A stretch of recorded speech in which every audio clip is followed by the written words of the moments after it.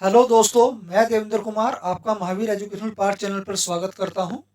आज हम पढ़ेंगे पॉलिटी के जो है नीति निर्देशक तत्वों के बारे में। आज हम उनके एमसीक्यू हल करेंगे। इससे पहले मैं जो है संविधान के स्रोत, संविधान के संशोधन, संविधान के अनुच्छेद, संविधान की प्रस्तावना और भी जो कई सारे चैप्टर हैं, मैं जिन सब के जो है आपको एमसीक्यू पहले ही करा चुका हूँ। आज हम करेंगे नीति निर्देशक तत्व के एमसीक्यू।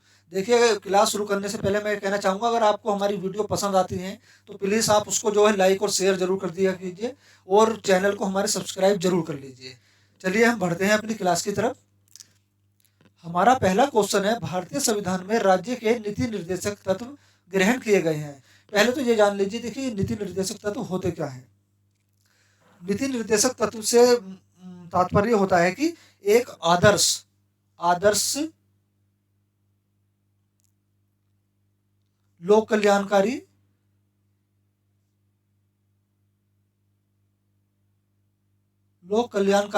राज्य की स्थापना करना। ठीक है ना, ये होते हैं नीति निर्देशक तत्व। कहने का मतलब है लोगों को खाने पीने की और भोजन की और काम के लिए कहीं बाहर राज्य में न जाना पड़े, दूर विदेश में न जाना पड़े। उसको जो काम की सुविधा और खाने पीने की सुविधा अपने राज्य में ही मिले, ये होते हैं नीति निर्देशक तत्व। और इसका दायित्व जो है राज्य सरकार पे होता है, लेकिन आप उसमें जो है राज्य सरकार को क्लेम नहीं कर सकते। ये कोई जरूरी नहीं है कि राज्य आपको ये सब सुविधा दे, ये जरूरी नहीं है। ये राज्य की अपनी इच्छा पर निर्भर होता है, उसकी निधि जो उसकी निधि होती है उस पर निर्भर होता है। आप इसमें किसी भी तरह से वाद विवाद नहीं कर सकते सरकार के साथ इस मामले में, नीति निर्देशक तत्व के मामले में। और ये न्याय योग्य भी नहीं है। एक कभी कभी क्वेश्चन आ जाता है ना कि न्याय योग्य, इनमें से न्याय योग्य कौन नहीं है। मौलिक अधिकार, मूल कर्तव्य, ये सब जो होते हैं, और उसमें आ जाए कि नीति निर्देशक तत्व, तो नीति निर्देशक तत्व जो होते हैं ये वाद योग्य नहीं है, ये ना ही न्याय योग्य है। आप इसमें जो है कोर्ट में जाके किसी भी क्लेम नहीं कर सकते हैं कि राज्य सरकार हमें खाने पीने की सुविधा नहीं दे रही है या काम की सुविधा नहीं दे रही है। आप उन पे जो है केस नहीं कर सकते, ये वाद योग्य नहीं होती। ठीक है, चलिए पढ़ते हैं। क्वेश्चन ऑप्शन नंबर 1 अमेरिका से, ऑप्शन नंबर 2 कनाडा से, ऑप्शन नंबर 3 आयरलैंड से, ऑप्शन नंबर 4 फ्रांस से। तो देखिए, राज्य के नीति निर्देशक तत्व जो ग्रहण किए गए हैं वो लिए गए हैं आयरलैंड से। यहाँ हमारा ऑप्शन नंबर 3 जो करेक्ट आंसर होगा, आयरलैंड। और आयरलैंड से इसके अलावा क्या क्या लिया गया है नीति निर्देशक तत्व के अलावा। देखिए, राज्यसभा में जो है 12 सदस्यों को मनोनीत का जो होता प्रक्रिया है, 12 सदस्यों की मनोनीत प्रक्रिया राज्यसभा में।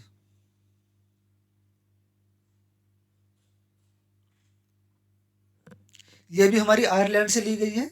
और राष्ट्रपति के निर्वाचन की रीति, ठीक है ना, राष्ट्रपति के निर्वाचन की रीति, राष्ट्रपति, सॉरी गलत हो गया, राष्ट्रपति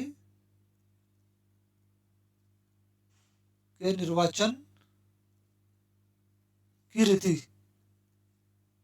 ठीक है ना, ये सब चीजें जो ली गई हैं आयरलैंड से ली गई हैं। बढ़ते हैं अपने क्वेश्चन की तरफ। राज्य के नीति निर्देशक तत्वों का उल्लेख भारतीय संविधान के किस भाग में है? भाग 4, भाग 5, भाग 3, भाग 2। तो देखिए, राज्य के नीति निर्देशक तत्व का जो उल्लेख है वो हमारे भाग 4 में है। यहाँ ऑप्शन नंबर 1 करेक्ट होगा, भाग 4। क्वेश्चन नंबर 3, भारतीय संविधान के किस अनुच्छेद में राज्य के नीति निर्देशक तत्वों का उल्लेख है? देखिए, वहां भाग पूछा था, यहाँ पूछा है किस अनुच्छेद में। अनुच्छेद 36 से 46 तक, अनुच्छेद 36 से 51 तक, अनुच्छेद 34 से 52 तक, अनुच्छेद 35 से 46 तक। तो यहाँ हमारा जो है ऑप्शन नंबर 2 करेक्ट होगा। संविधान का जो अनुच्छेद 36 से 51 है उसमें जो है राज्य के नीति निर्देशक तत्वों का उल्लेख है। ऑप्शन नंबर 2 यहाँ करेक्ट आंसर होगा। क्वेश्चन नंबर 4, संविधान का वह कौन सा भाग है जो संविधान के निर्माता के मस्तिष्क और उद्देश्य को प्रतिबंधित करता है? ऑप्शन नंबर 1 संविधान की प्रस्तावना, ऑप्शन नंबर 2 मूल अधिकार, ऑप्शन नंबर 3 राज्य के नीति निर्देशक तत्व, ऑप्शन नंबर 4 भारतीय नागरिकता। तो यहाँ हमारा जो ऑप्शन नंबर 3 करेक्ट आंसर होगा, राज्य के नीति निर्देशक तत्व। क्वेश्चन नंबर 5, राज्य के नीति निर्देशक तत्व में निम्नलिखित में से किन किन प्रकार के सिद्धांत अंतर्निहित हैं। राज्य के नीति निर्देशक जो तत्व हैं उसमें कौन कौन से सिद्धांत अंतर्निहित हैं। सामाजिक सिद्धांत, प्रशासनिक सिद्धांत, आर्थिक सिद्धांत या उपरोक्त सभी। तो यहाँ जो हमारा करेक्ट आंसर होगा वो होगा फोर्थ, उपरोक्त सभी। तो राज्य के नीति निर्देशक तत्व में जो है सामाजिक सिद्धांत भी हैं, प्रशासनिक सिद्धांत भी और आर्थिक सिद्धांत भी। क्वेश्चन नंबर 6, संविधान में राज्य के नीति निर्देशक तत्वों को शामिल करने के पीछे क्या उद्देश्य था। राजनीतिक लोकतंत्र की स्थापना, सामाजिक लोकतंत्र की स्थापना, सामाजिक आर्थिक लोकतंत्र की स्थापना, गांधीवादी आदर्शों के अनुरूप लोकतंत्र की स्थापना। हमारा यहाँ ऑप्शन नंबर 2 करेक्ट होगा, सामाजिक लोकतंत्र की स्थापना। क्वेश्चन नंबर 7, निम्नलिखित में से किसने नीति निर्देशक सिद्धांतों को बैंक की सुविधा अनुसार दे उत्तर दिनांतिक चेक कहा है। केटी शाह ने, AK अय्यर ने, HV कोमत ने या फिर एच कुंजरू ने। देखिए राज्य के नीति निर्देशक तत्व जो होते हैं इनको हम DPSP भी बोलते हैं ना, ठीक है ना, DPSP भी बोलते हैं।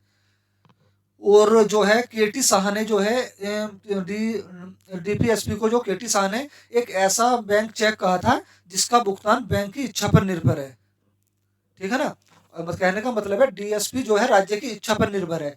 राज्य के नीति निर्देशक तत्व जो है वो राज्य की इच्छा के ऊपर निर्भर है। वो मैंने अभी आपको समझाया था कि वो वाद योग्य नहीं है, आप उसमें जो है किसी भी प्रकार का क्लेम नहीं कर सकते कोर्ट में जाके इसके खिलाफ।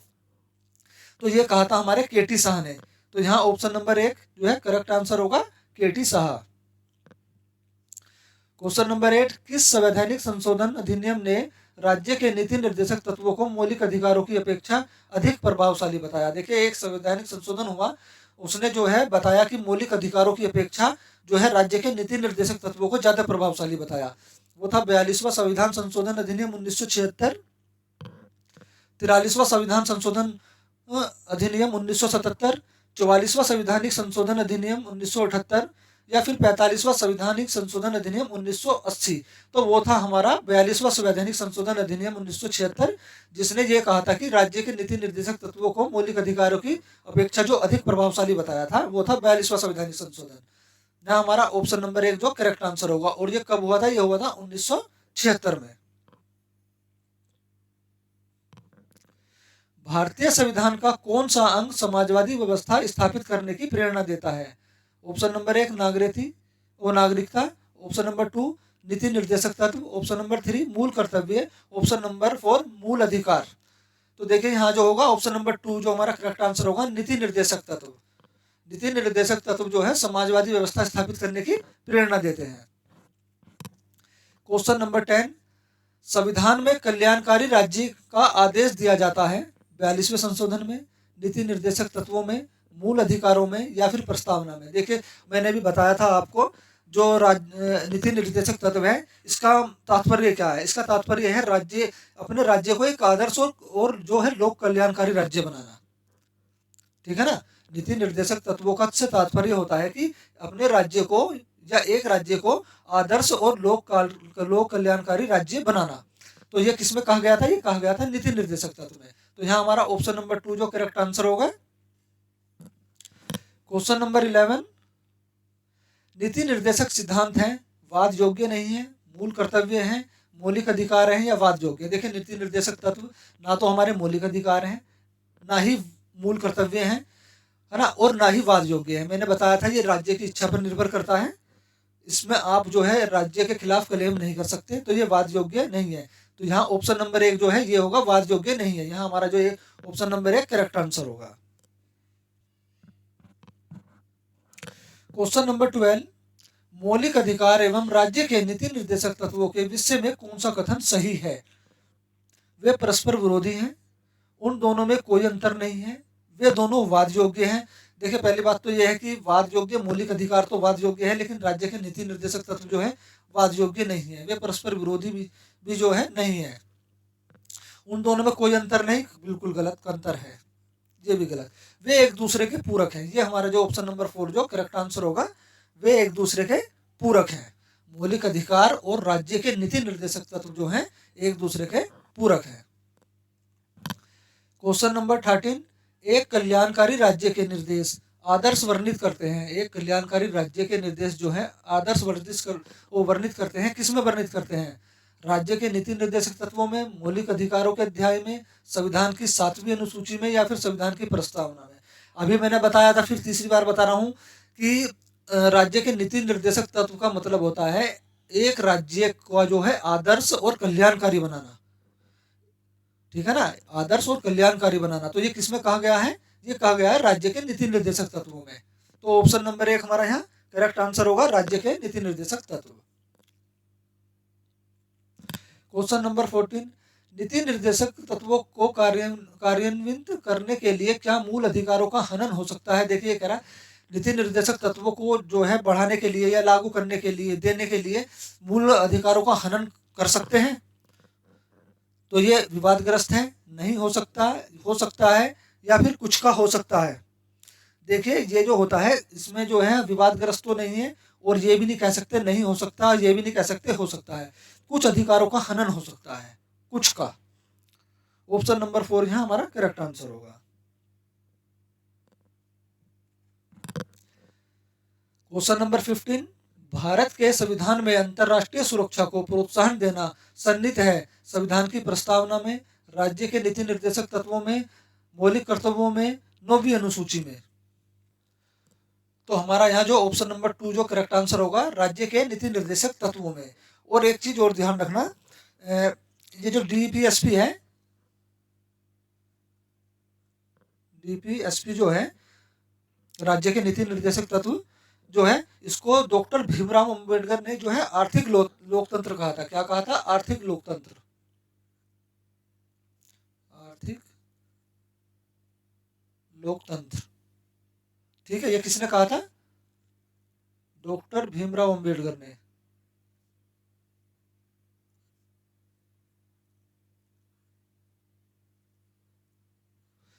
राज्य के नीति निर्देशक तत्वों को जो है आर्थिक लोकतंत्र कहा था, वो कहा था डॉक्टर भीमराव अंबेडकर ने। क्वेश्चन नंबर 16, समान कार्य के लिए समान वेतन भारत के संविधान में सुनिश्चित किया गया है। यह एक मौलिक अधिकार है, मौलिक कर्तव्य है, ये संपत्ति का अधिकार है, या नीति निर्देशक सिद्धांत का अंक है? तो ध्यान रखना, समान वेतन जो है, समान कार्य समान वेतन का जो सिद्धांत दिया था वो दिया था नीति निर्देशक सिद्धांत में। ठीक है ना, तो ये जो है नीति निर्देशक सिद्धांत का एक अभिन्न अंग है। ऑप्शन नंबर 4 हमारा यहाँ करेक्ट आंसर होगा। संविधान का कौन सा अंश भारत के नागरिकों को आर्थिक न्याय प्रदान करने का संकेत देता है? आर्थिक न्याय प्रदान करने का। ऑप्शन नंबर 1 राज्य के नीति निर्देशक तत्व, ऑप्शन नंबर 2 मौलिक अधिकार, ऑप्शन नंबर 3 प्रस्तावना, ऑप्शन नंबर 4 उपरोक्त सभी। तो देखिए ये भी जो है राज्य के नीति निर्देशक तत्वों में ही है कि जो है भारत के नागरिकों को आर्थिक न्याय मिले। इस एक तरह से कह सकते हैं कि राज्य जो है अपने आर्थिक विकास की सीमाओं के अंतर्गत रहते हुए ऐसी व्यवस्था बनाएगा जिसमें जो है बीमारी, शिक्षा,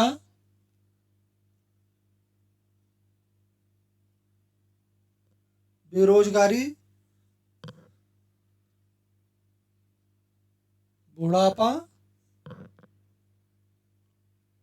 स्वास्थ्य आदि जो है, आदि उसकी सुविधा जो है, मतलब इन सब चीज़ों की जो है जो दिक्कत हो रही है, बीमारी की, शिक्षा की, बेरोजगारी की, इन सबको दूर करेगा अपने राज्य में। इन सब में जो है सुविधा प्रदान करेगा, शिक्षा की सुविधा प्रदान करेगा, बीमारी से बचने के लिए जगह जगह स्वास्थ्य केंद्र खोले जाएंगे, बेरोजगारी से बचाने के लिए लोगों को जो है रोजगार प्राप्त कराया जाएगा। ऐसा साधन करेगा कि राज्य अपने राज्य में ही, कि लोगों को अपने राज्य में ही काम मिले, उनकी बेरोजगारी दूर हो।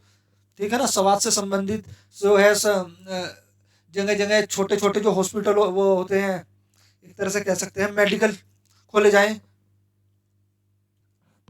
तरह से कह सकते हैं कि भाई जैसे बड़े हॉस्पिटल होते हैं, और बड़े हॉस्पिटलों में जो इनकी फ्रेंचाइजी ब्रांच खोली जाए, मतलब हर जो है हर कस्बे के अंदर छोटी छोटी इनकी ब्रांच खोली जाए, हर मोहल्लों के अंदर और भी छोटी छोटी ब्रांच खोली जाए, जिससे जो है लोगों को जो है बीमारी से लड़ने में सहायता मिले और बीमारियों के प्रति सचेत हो सके वे, है ना। शिक्षा के लिए जो है स्कूल कॉलेज खोले जाएं। तो ये सब काम जो है ये राज्य के नीति निर्देशक तत्वों में आता है। ठीक है ना। राज्य एक ऐसी व्यवस्था बनाएगा जिससे लोगों को अपनी अनुकूल अवस्था में ही जीवन यापन करने का मौका मिले और लोग बाग अपना जीवन यापन कर सके अपनी अनुकूल अवस्था में। ठीक है ना। उन्हें जो है काम के लिए अब कहीं बाहर ना जाना पड़े, मजदूर के लिए या पढ़ाई के लिए कहीं बाहर ना जाना पड़े, वो सब सुविधा उनको अपने राज्य में ही मिले। क्वेश्चन नंबर 18, निम्नलिखित में से कौन सा राज्य नीति नीति का नीति निर्देशक सिद्धांत नहीं है? कौन सा राज्य नीति का नीति निर्देशक सिद्धांत नहीं है? अंतरराष्ट्रीय शांति को प्रोत्साहन, 14 वर्ष तक के बच्चों को निःशुल्क अनिवार्य शिक्षा प्रदान करना, गोवध निषेध, निजी संपत्ति की समाप्ति। तो ये कह रहा है कौन सी नीति जो है नीति निर्देशक सिद्धांत का अंक नहीं है। देखिए, अंतरराष्ट्रीय शांति को प्रोत्साहन करना नीति निर्देशक सिद्धांत का अंक है, ये हमने पिछले क्वेश्चन में पढ़ा अभी। ठीक है। और रही बात 14 वर्ष तक के बच्चों को निःशुल्क अनिवार्य शिक्षा प्रदान करना, ये भी राज्य के जो है नीति निर्देशक सिद्धांत का एक अंक है। पहले जो था इसमें कह सकते हैं 0 से 6 वर्ष के बच्चों के लिए जो शिक्षा का प्रावधान करना, पहले जो था 2002 में बदला, इसको जो बदलकर यह मूल अधिकार में कर दिया गया 2 से 6 वर्ष तक। ठीक है। उसके बाद जो है 14 वर्ष तक के बच्चों की शिक्षा का प्रावधान करा और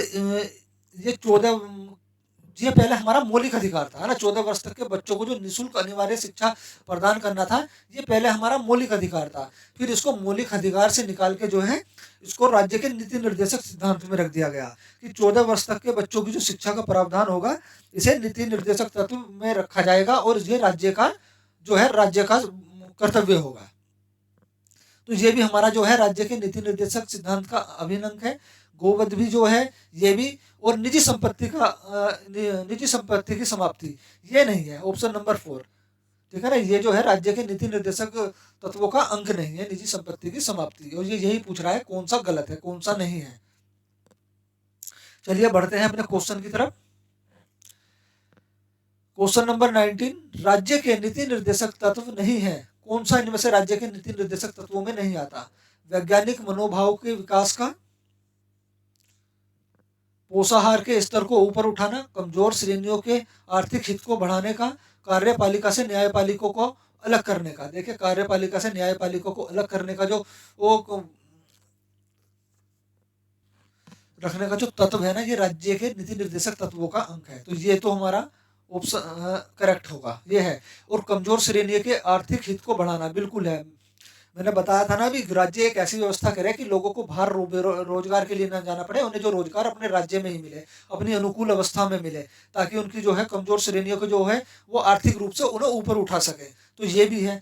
पोषाहार के स्तर को ऊपर उठाना, बिल्कुल बच्चों को जो है या राज्य के लोगों को जो है उचित पोषाहार मिले, है ना, उनको जो है कुपोषण का रोग ना हो बच्चों को। तो ये भी जो है राज्य के नीति निर्देशक तत्वों में आता है। लेकिन वैज्ञानिक मनोभाव के विकास का तत्व, ये जो है हमारे राज्य के नीति निर्देशक तत्वों में नहीं आता। तो ऑप्शन नंबर 1 जो हमारा यहाँ करेक्ट आंसर होगा। क्वेश्चन नंबर 20, निम्नलिखित निर्देशक सिद्धांतों में से वह सिद्धांत कौन सा है जिसे गांधीवादी सिद्धांत कहा जाता है? श्रमिकों और बच्चों का संरक्षण, स्वशासन के प्रभावी एकलों के रूप में ग्राम पंचायतों का गठन, पुरुषों एवं महिलाओं के लिए समान कार्य, कार्यपालिका से न्यायपालिका को पृथक करना। ये तो अभी पीछे भी पढ़ा है ना, ये तो है। ठीक है ना। ये हमारा जो राज्य के नीति निर्देशक सिद्धांत में है। तो गांधीवादी सिद्धांत इनमें से है तो सभी है राज्य के नीति निर्देशक सिद्धांत, लेकिन गांधीवादी सिद्धांत कहा जाता है। कौन सा ऐसा सिद्धांत है राज्य का नीति निर्देशक तत्व का जिसे गांधीवादी सिद्धांत भी कहा जाता है? देखिए, आपके एक क्वेश्चन से जो कई क्वेश्चन बन जाते हैं, है ना। पुरुषों एवं महिलाओं के लिए समान कार्य जो है, पुरुषों व महिलाओं को जो समान कार्य के लिए समान वेतन दिया जाएगा, ये अनुच्छेद कौन से अनुच्छेद में कहा गया है? ये अनुच्छेद ध्यान रखना 39 घ, ठीक है ना, घ घड़ी 39 घ 39 घ में कहा गया है पुरुषों एवं महिलाओं को समान कार्य के लिए समान वेतन दिया जाएगा, उसमें कोई भेदभाव नहीं किया जाएगा।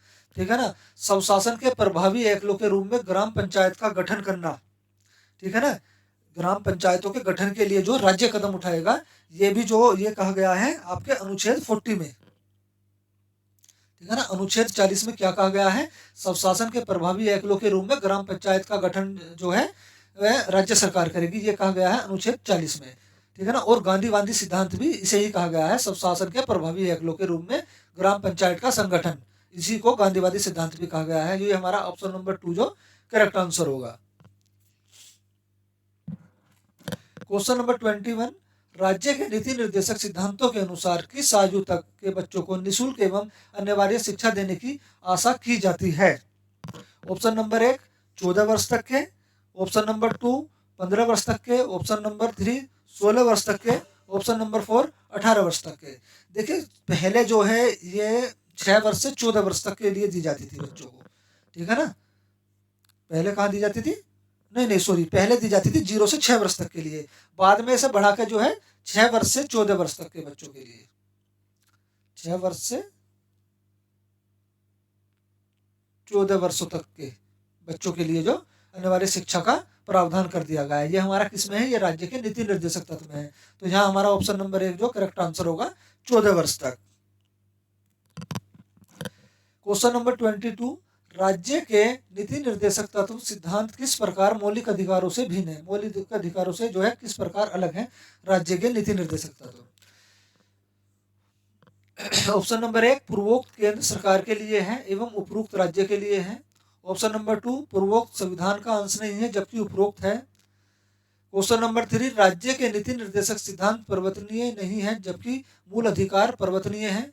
ऑप्शन नंबर 4 इनमें से कोई नहीं। तो देखना यहाँ ऑप्शन नंबर 3 हमारा जो करेक्ट आंसर होगा।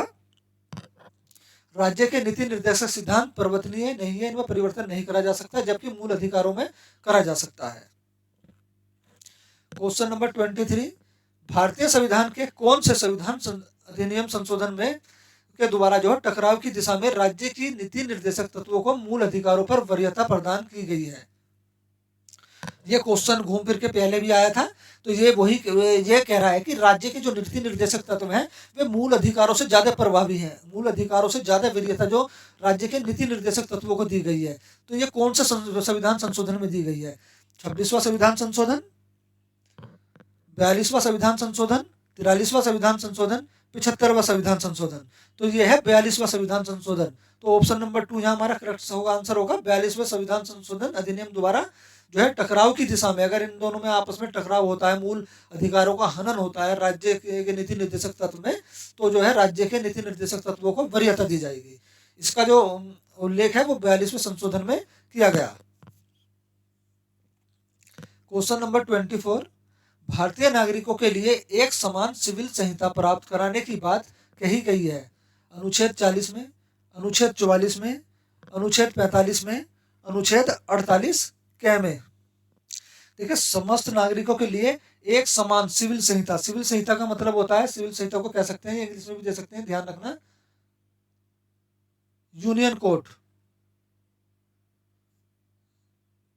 यूनियन कोड कहने का मतलब है यूनियन कोड का या सिविल संहिता का जो मतलब है वो क्या है? वो मतलब है, इसका कहने का मतलब है कि सभी धर्मों का एक ही कानून चलेगा, ठीक है ना, सभी धर्मों के लिए एक ही कानून चलेगा।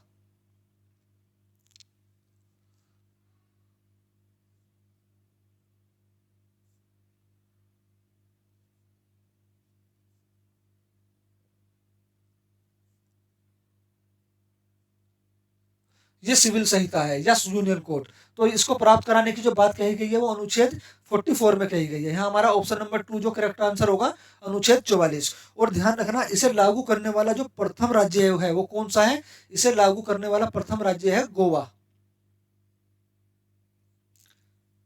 सिविल संहिता को या यूनियन कोड को लागू करने वाला जो प्रथम राज्य है वो है हमारा गोवा। क्वेश्चन नंबर 25, राज्य के नीति निर्देशक सिद्धांतों में से किस अनुच्छेद का संबंध अंतर्राष्ट्रीय शांति और सुरक्षा के संवर्धन से है? अनुच्छेद 48, अनुच्छेद 51, अनुच्छेद 52, अनुच्छेद 54। तो देखिए इसका जो उल्लेख है वो है हमारे अनुच्छेद 51 में। यहाँ अनुच्छेद ऑप्शन नंबर 2 जो करेक्ट आंसर होगा। देखिए राज्य के जो नीति निर्देशक सिद्धांत हैं उसमें अंतर्राष्ट्रीय शांति और सुरक्षा का जो क्या मतलब है? इसमें कहने का मतलब है अंतर्राष्ट्रीय सुरक्षा शांति बनाए रखना और विदेशों से जो है अच्छे राज्य जो है विदेशों से अच्छे संबंध बनाए रखे, इसका जो उल्लेख है वो अनुच्छेद 51 में है। क्वेश्चन नंबर 26, काम करने के अधिकार को राज्य के नीति निर्देशक तत्वों में निम्नलिखित में से किस अनुच्छेद के अंतर्गत रखा गया है? अनुच्छेद 31, अनुच्छेद 52, अनुच्छेद 40 या फिर अनुच्छेद 41। देखिए अनुच्छेद 41 में कहा गया है, अनुच्छेद 41 में कहा गया है कि राज्य अपनी आर्थिक विकास की सीमाओं के अंतर्गत रहते हुए ऐसी व्यवस्था बनाएगा जिससे बीमारी, शिक्षा, बेरोजगारी, बुढ़ापा, स्वास्थ्य आदि के क्षेत्र में विकास हो। ठीक है ना, तो यहाँ जो हमारा ऑप्शन नंबर 4 जो करेक्ट आंसर होगा अनुच्छेद 40A और 41।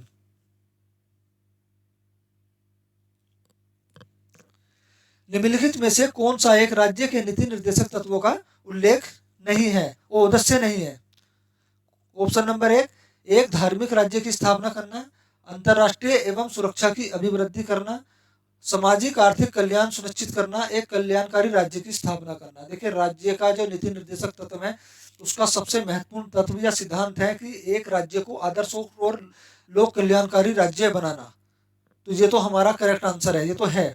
ठीक है ना, आर्थिक, सामाजिक आर्थिक कल्याण की कल्याण सुनिश्चित करना ये भी है, अंतर्राष्ट्रीय शांति और सुरक्षा की अभिवृद्धि करना, विदेशों से अच्छे संबंध स्थापित करना ये भी है।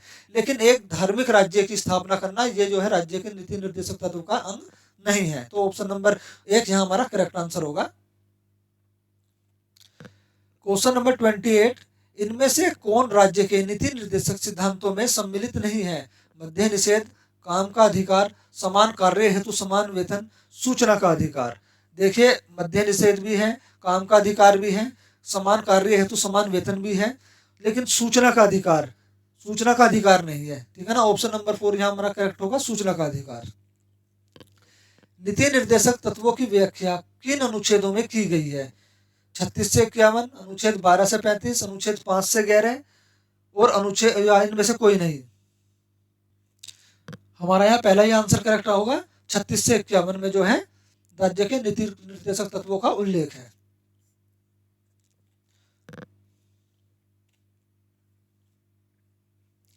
क्वेश्चन नंबर 30, आयरलैंड ने अपने संविधान में नीति निर्देशक सिद्धांतों को स्थान कब दिया? देखिए आयरलैंड में कब दिया? हमारे देश ने जो राज्य के नीति निर्देशक सिद्धांत है उसका जो स्रोत लिया है वो आयरलैंड से लिया है, लेकिन आयरलैंड ने अपने संविधान में नीति निर्देशक सिद्धांतों को स्थान कब दिया? 1950 में, 1935 में, 1936 में या फिर 1937 में? 1937 में। यहाँ हमारा ऑप्शन नंबर 4 जो करेक्ट आंसर होगा 1937 में। लेकिन भारत में कब स्थान दिया? भारत ने कब जो है राज्य के नीति निर्देशक तत्वों को अपनाया? वो अपनाया 1950 में। भारत ने अपनाया 1950 में। ठीक है। क्वेश्चन नंबर 31, निम्न में से कौन सा कथन नीति निर्देशक तत्वों के बारे में सही है? इन्हें नैतिक एवं राजनीतिक मान्यता प्राप्त नहीं है, इनकी प्रकृति समाजवादी है, यह स्वतः लागू हो जाते हैं, इन्हें कानूनी रूप से न्यायालय द्वारा लागू कराया जाता है। देखिए मैंने बताया था राज्य के नीति निर्देशक तत्व जो हैं ये किसी भी तरह से वाद योग्य नहीं है। आप इसके बारे में जो किसी भी न्यायालय में जाकर उसके राज्य सरकार के ऊपर केस या वाद नहीं कर सकते हैं। ठीक है ना, ये जो है अनुच्छेद 37 के द्वारा जो राज्य के नीति निर्देशक तत्वों के बारे में बताया गया है कि यह न्याय द्वारा प्रवर्तनीय नहीं है और ना ही ये वाद योग्य है, ये कहा गया है अनुच्छेद 37 में। तो हमारा ये तो नहीं होगा। ये स्वतः लागू हो जाते हैं, ये भी नहीं है। इसकी इन्हें नैतिक एवं राजनीतिक मान्यता प्राप्त है, ये भी नहीं है। लेकिन इसकी प्रकृति समाजवादी है, ये है। ठीक है ना, राज्य के जो नीति निर्देशक तत्व है इसकी प्रकृति कैसी है? इसकी प्रकृति जो है होती है समाजवादी। ऑप्शन नंबर 2 यहाँ हमारा करेक्ट आंसर होगा। क्वेश्चन नंबर 32, नीति निर्देशक तत्वों को और किस नाम से बोला जाता है या बोल सकते हैं? ऑप्शन नंबर 1 नागरिकों के कर्तव्य, ऑप्शन नंबर 2 निदेशक प्रवृत्ति वाले अधिकार, ऑप्शन नंबर 3 दोनों, ऑप्शन नंबर 4 दोनों में से कोई नहीं। तो देखना नीति निर्देशक तत्व जो होते हैं इन्हें निदेशक प्रवृत्ति वाले अधिकार भी कहते हैं। ऑप्शन नंबर 2 यहाँ हमारा करेक्ट आंसर होगा। राज्य के नीति निर्देशक तत्व किसके लिए आधार हैं? पिछड़े वर्गों का उन्नयन के लिए, न्याय का प्रशासन, व्यक्तिगत अधिकारों का संरक्षण, राज्यों का प्रशासन। तो हमारा यहाँ ऑप्शन नंबर 4 जो करेक्ट आंसर होगा राज्यों का प्रशासन। क्वेश्चन नंबर 34, नीति निर्देशक तत्वों को कितने भागों में बांटा गया है? 2, 3, 4 या इनमें से कोई नहीं? तो देखिए राज्य के जो नीति निर्देशक तत्व हैं इनको 3 भागों में बांटा गया है। कितने भागों में बांटा गया है? 3 भागों में, 3 भागों में सॉरी। ये कौन कौन से भाग हैं? पहला भाग है आपका समाजवादी, ये समाजवादी हैं, गांधीवादी,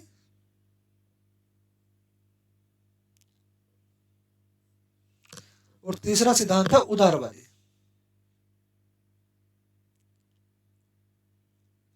तो नीति निर्देशक तत्वों को जो 3 भागों में बांटा गया है, समाजवादी, गांधीवादी और उदारवादी। तो हमारा ऑप्शन नंबर 2 यहाँ करेक्ट आंसर होगा। 3 प्रकार में बांटा गया है, 3 भागों में। राज्य के नीति निर्देशक सिद्धांतों को लागू करने के लिए कोई भी नागरिक उच्च न्यायालय के पास जा सकता है, या फिर सर्वोच्च न्यायालय के पास जा सकता है, या दोनों न्यायालय के पास जा सकता है, या फिर किसी भी अदालत के पास नहीं जा सकता।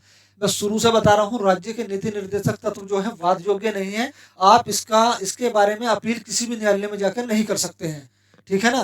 ना सर्वोच्च न्यायालय, ना अधीनस्थ न्यायालय, ना उच्च न्यायालय, किसी भी न्यायालय में नहीं जाके। ये राज्य की अपनी इच्छा पर निर्भर होता है ना। इसीलिए जो है केटी शाह ने इसको कहा है, क्या कहा है, केटी शाह ने इसको कहा था, ये एक ऐसा बैंक चेक है जिसका भुगतान बैंक की इच्छा पर है। यानी डीपीएसपी, राज्य के नीति निर्देशक तत्व जो है, ये राज्य की इच्छा पर निर्भर करते हैं। तो यहाँ हमारा ऑप्शन नंबर 4 करेक्ट आंसर होगा, किसी भी अदालत के पास नहीं जाया जा सकता। क्वेश्चन नंबर 36, संविधान सभा में निर्देशक तत्वों का निर्माण किसके द्वारा किया गया है? प्रारूप समिति के द्वारा, निर्देशक तत्वों के लिए अलग समिति बनी उसके द्वारा, मूल अधिकारों की उप समिति द्वारा, या फिर इनमें से कोई नहीं। देखिए, संविधान सभा में जो नीति निर्देशक तत्वों का निर्माण किया गया या राज्य के नीति निर्देशक तत्व जोड़े गए, वो जोड़े गए मूल अधिकारों की उप समिति के द्वारा। तो ऑप्शन नंबर 3 यहाँ करेक्ट आंसर होगा। क्वेश्चन नंबर 37, नीति निर्देशक तत्व किस समिति की सिफारिश पर संविधान में शामिल किए गए? सवर्ण सिंह समिति, सप्रभु समिति, थुंगन समिति, उपयुक्त में से कोई नहीं। तो यहाँ हमारा ऑप्शन नंबर 2 जो करेक्ट आंसर होगा, सप्रभु समिति। क्वेश्चन नंबर 38, किसने निर्देशक तत्वों को अनोखी विशेषता वाला कहा? देखिए, अनोखी विशेषता वाला डॉक्टर भीमराव अंबेडकर ने, जवाहरलाल नेहरू ने, महात्मा गांधी ने, केटी शाह ने। देखिए, केटी शाह ने तो राज्य के नीति निर्देशक तत्वों को एक ऐसा बैंक चेक कहा था जिसका भुगतान बैंक की इच्छा पर निर्भर है ना। तो ये कहा था हमारा डॉक्टर भीमराव अंबेडकर ने। यहाँ हमारा ऑप्शन नंबर 1 जो करेक्ट आंसर हो जाता है। और डॉक्टर भीमराव अंबेडकर ने अनोखी विशेषता वाला तो कहा राज्य के नीति निर्देशक तत्वों को, साथ में आर्थिक लोकतंत्र भी बताया। आर्थिक लोकतंत्र और अनोखी विशेषता वाला जो कहा, किसने कहा? डॉक्टर भीमराव अंबेडकर ने। क्वेश्चन नंबर 39, निम्न में से किसने राज्य के नीति निर्देशक तत्वों को संविधान की आत्मा कहा? A V Dicey, Granville Austin, doctor Bhimrao Ambedkar, K C Wheeler. इसको ठाकुरदास भार्गव मत कर देना, ये प्रस्तावना की पूछ रहा है। एक क्वेश्चन है कि किसने कहा संविधान की प्रस्तावना को, जो है प्रस्तावना को संविधान की आत्मा किसने कहा? वो कहा था टीएस भार्गव द्वारा कहा गया था, ठीक है ना। तो ये मत कर देना। ये कह रहा है राज्य के नीति निर्देशक तत्वों को संविधान की आत्मा जो है किसने कहा? ये कहा ग्रीनविल ऑस्टिन ने। तो ऑप्शन नंबर 2 यहाँ हमारा करेक्ट आंसर होगा। क्वेश्चन नंबर 40, किस वाद में कहा गया कि मूल अधिकार एवं नीति निर्देशक तत्व एक दूसरे के पूरक हैं? गोलकनाथ केस में, केशवानंद में, मिनर्वा मिल्स मामले में, सज्जन सिंह वाद में।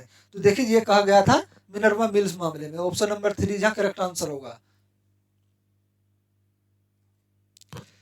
क्वेश्चन नंबर 41, किस संविधान संशोधन द्वारा नीति निर्देशक तत्वों को मूल अधिकार के अनुच्छेद 14, 19, 31 पर वरीयता दी गई? 42वां संविधान संशोधन, 44वां संविधान संशोधन, 43वां संविधान संशोधन, या 46वां संविधान संशोधन? तो ये कहा 42वां संविधान संशोधन द्वारा, ठीक है ना। यहाँ ऑप्शन नंबर 1 करेक्ट आंसर होगा, 42वां संविधान संशोधन 1976। ये कब हुआ था हमारा? 42वां संविधान संशोधन 1976 में हुआ था, ध्यान रखना। और इसमें यह कहा गया था कि जो राज्य के नीति निर्देशक तत्व हैं वो मूल अधिकारों के, जो मूल अधिकार हैं, मूल अधिकारों से ऊपर जो है राज्य के नीति निर्देशक तत्वों को रखा गया था।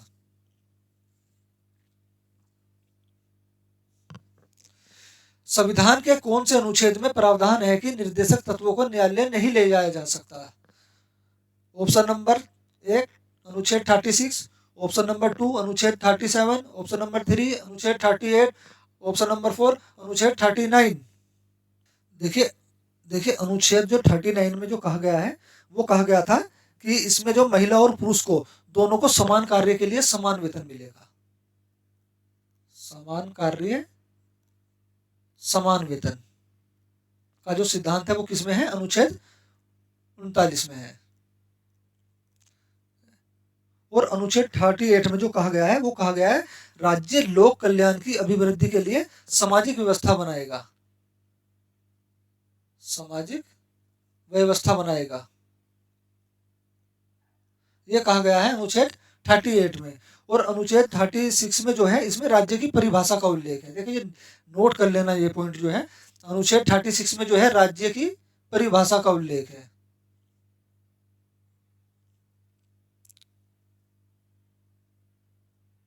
राज्य की परिभाषा। और अनुच्छेद 37 में इसमें कहा गया है कि राज्य के नीति निर्देशक तत्वों को जो है न्यायालय द्वारा परिवर्तन नहीं किया जा सकता। इसके लिए हम वाद विवाद नहीं कर सकते, किसी भी न्यायालय में अपील नहीं कर सकते। तो संविधान के कौन से अनुच्छेद में कहा गया है कि निर्देशक तत्वों को न्यायालय नहीं ले जाया जा सकता? ऑप्शन नंबर 2 अनुच्छेद 37। क्वेश्चन नंबर 43, महिला प्रस्तुति सहायता राज्य के तहत दी जानी चाहिए, यह कौन से अनुच्छेद में है? और महिला प्रस्तुति सहायता राज्य के तहत दी जानी चाहिए, ये राज्य के जो है नीति निर्देशक तत्वों का सिद्धांत है। और ये कौन से अनुच्छेद में है? 38 में, 39 में, 41 में या फिर 42 में?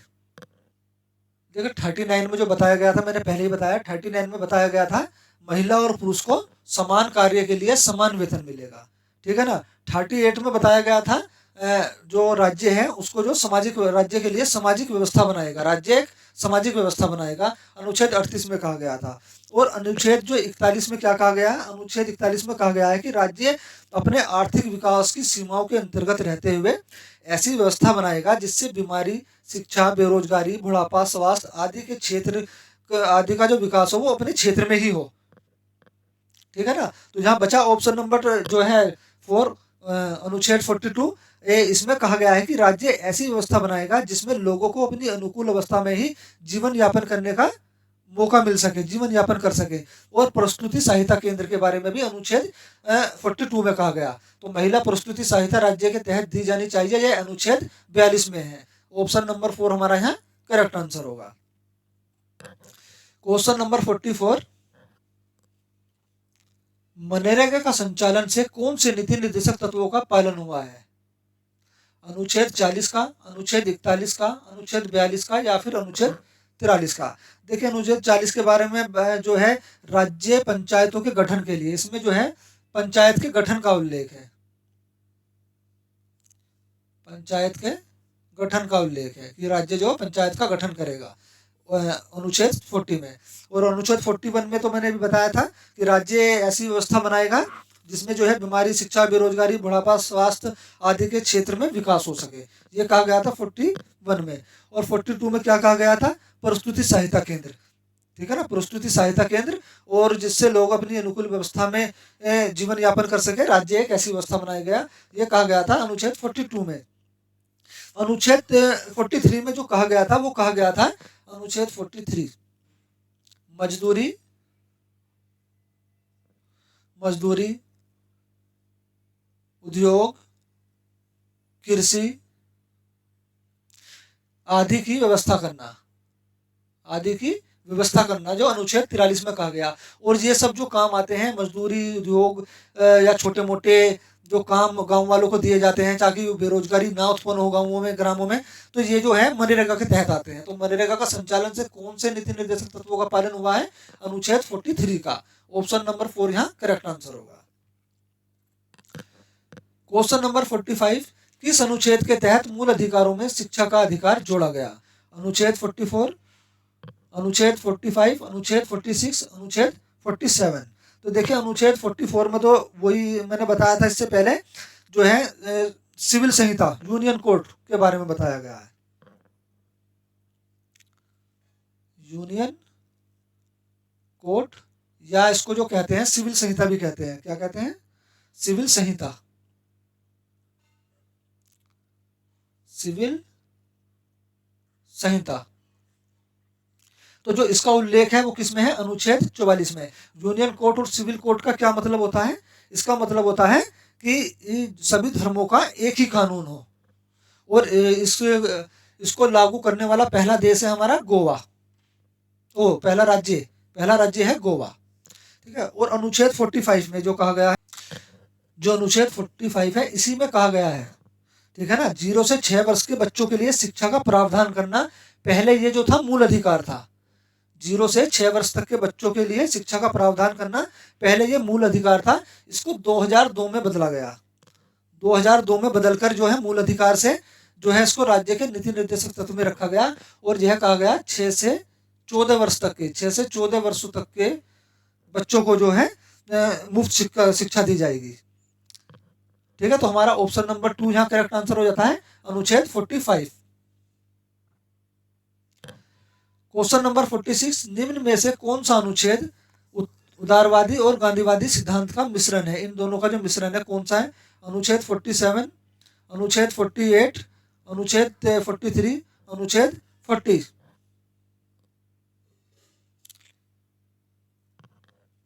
देखिए 40 में, अनुच्छेद 40 में तो ग्राम पंचायत का गठन है, ठीक है ना, ग्राम पंचायत का गठन के बारे में है, ठीक है ना। और अनुच्छेद 43 में जो है मनरेगा पीछे जो आया था मनरेगा, या फिर कह सकते हैं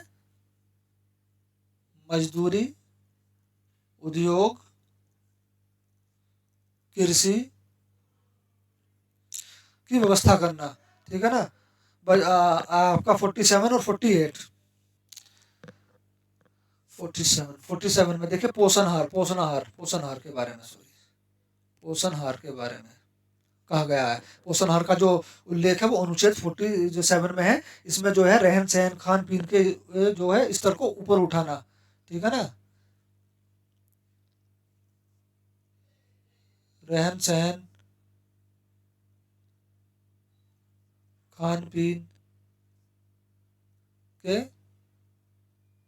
स्तर को ऊंचा उठाना, ये कौन से अनुच्छेद में है? अनुच्छेद 47। और अनुच्छेद 48, इसमें कृषि एवं पशुपालन की व्यवस्था करना बताया गया है। कृषि एवं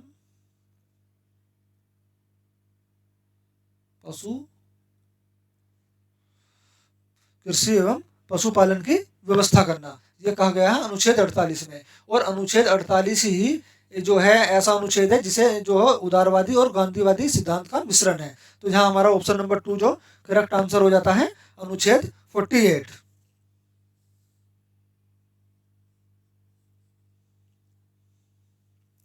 और इसमें जो अनुच्छेद 48 में जो और कहा गया था, इसमें बताया गया था जो कि दुधारी पशुओं की बलि पर रोक लगनी चाहिए, ठीक है। मैं अभी आपको समझा देता हूँ ये गांधीवादी और उदारवादी कैसे हैं। जो दुधारू पशु होते हैं, दुधारू पशु की बलि पर रोक, यह सिद्धांत है हमारा गांधीवादी।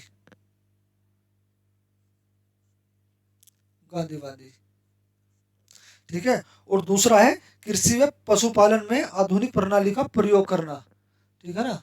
इसको थोड़ा सा मैं यहाँ लिख देता हूँ, कृषि व पशुपालन में आधुनिक जो प्रणाली है उसका प्रयोग करना, यह कहलाया जाता है उदारवादी।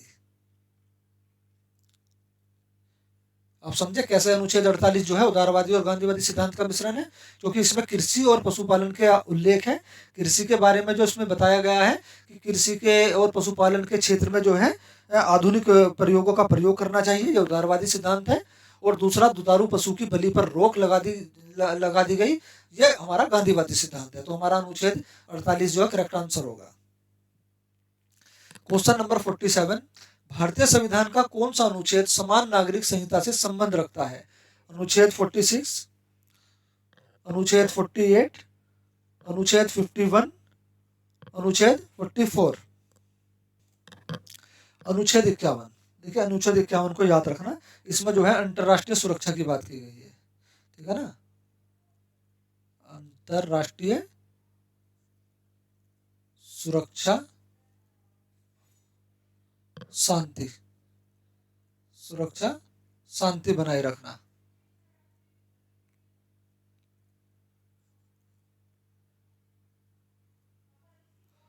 बनाए रखना, ठीक है ना, यानी विदेशों से अच्छे संबंध स्थापित करना, ये कहा गया है अनुच्छेद 41 में। अब आते हैं अनुच्छेद 48 की तरफ। देखिए 48 में कहा गया है कृषि एवं पशुपालन की व्यवस्था करना, कृषि एवं पशुपालन की व्यवस्था करना, कृषि एवं पशुपालन की व्यवस्था करना। और इसमें एक अनुच्छेद और है 48A, इसका ही पार्ट है 48 का, 48A। इसमें जो है वन्य जीव व पर्यावरण का संरक्षण के बारे में है, वन्य जीव व पर्यावरण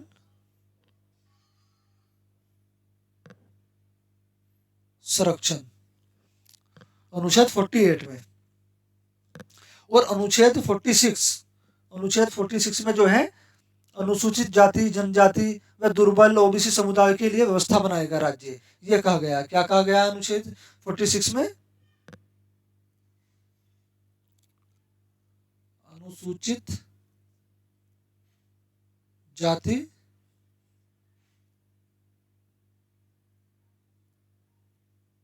अनुसूचित जनजाति ओबीसी आदि समुदाय के लिए जो है राज्य व्यवस्था बनाएगा, ये कहा गया है अनुच्छेद 46 में। अब आते हैं अनुच्छेद 44 में। देखिए अनुच्छेद 44 में जो कहा गया है वो मैंने पहले ही बताया है कि समस्त नागरिकों के लिए एक समान सिविल संहिता, यूनियन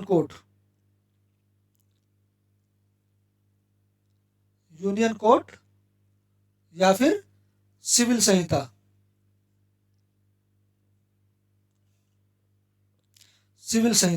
है ना। इसमें जो है समान नागरिक संहिता से संबंध जो है अनुच्छेद 44 रखता है। तो यहाँ जो हमारा ऑप्शन नंबर जो 4 करेक्ट होगा, अनुच्छेद 44 जो है समान नागरिक संहिता से संबंध रखता है। क्वेश्चन नंबर 48, नीति निर्देशक तत्वों का क्रियान्वयन निम्नलिखित में से किस पर निर्भर करता है? क्रियान्वयन, जो नीति निर्देशक तत्वों का क्रियान्वयन है वो कौन करेगा? स्वतंत्र न्यायपालिका पर, सशक्त विपक्ष पर, राष्ट्रपति की इच्छा पर, सरकार के पास उपलब्ध संसाधनों पर। देखिए सरकार के पास जो भी उपलब्ध संसाधन होंगे उनसे वो राज्य की व्यवस्था बनाएगा, यही राज्य के नीति निर्देशक तत्व है। तो स्वतंत्र न्यायपालिका पर नहीं जा सकते हम, राज्य के नीति निर्देशक तत्वों को जो वाद योग्य नहीं है इसको हम किसी भी न्यायालय में नहीं ले जा सकते। इसमें विपक्ष भी कुछ नहीं कर सकता है, राष्ट्रपति भी कुछ नहीं करेंगे, है ना। ये सरकार के पास उपलब्ध संसाधनों पर निर्भर होती है। तो ऑप्शन नंबर 4 यहाँ करेक्ट आंसर होगा। क्वेश्चन नंबर 49, मूल अधिकार और राज्य के नीति निर्देशक तत्व में क्या अंतर है? देखिए अगर आपको हमारी वीडियो पसंद आ रही हो तो प्लीज एक बार इसको जो लाइक जरूर कर दें, है ना, और साथ में सब्सक्राइब कर दें और बेल आइकन भी दबा लें, ठीक है।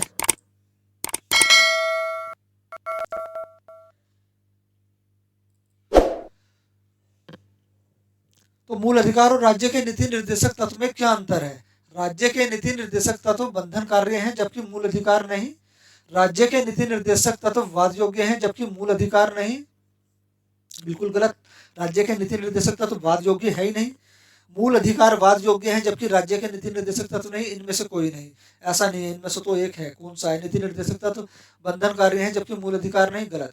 देखिए मूल अधिकार जो वाद योग्य है, अगर आपके मूल अधिकारों का हनन हो रहा है तो आप न्यायालय जा सकते हैं। न्यायालय जो भी आपके मूल अधिकारों का हनन करेगा न्यायालय द्वारा वो दंडित किया जाएगा, ठीक है ना। मूल अधिकार जो है वाद योग्य है और राज्य के नीति निर्देशक वाद योग्य नहीं है। राज्य के नीति निर्देशक तत्वों को हम किसी भी तरह से वाद या न्यायालय में नहीं ले जा सकते। तो हमारा ऑप्शन नंबर 3 यहाँ करेक्ट आंसर होगा। क्वेश्चन नंबर 50, भारतीय संविधान के किस भाग में से निम्न किसी एक में न्यायपालिका तथा कार्यपालिका के पार्थक्य का प्रावधान है? प्रस्तावना, मूल अधिकार, 7वीं अनुसूची या फिर राज्य के नीति निर्देशक तत्व। तो ध्यान रखना, न्यायपालिका और कार्यपालिका को जो अलग करने का प्रावधान है वो राज्य के नीति निर्देशक सिद्धांत में है। तो ऑप्शन नंबर 4 यहाँ करेक्ट आंसर हो जाता है, राज्य के नीति निर्देशक तत्व। देखिए, अगर आपको हमारी वीडियो पसंद आ रही है तो प्लीज लाइक, शेयर, सब्सक्राइब जरूर कर दें और साथ में बेल आइकन भी दबा लें। और किसी भी प्रतियोगी परीक्षा की तैयारी करने के लिए या किसी भी प्रतियोगी परीक्षा के प्रैक्टिस करने के लिए आप हमारे channel Mahavir educational part channel को सब्सक्राइब करें। ये आपकी जो है किसी भी प्रतियोगी परीक्षा में काफी हेल्पफुल होंगे आपके लिए, ठीक है। और साथ में अपने दोस्तों को भी शेयर करें। वीडियो देखने के लिए धन्यवाद।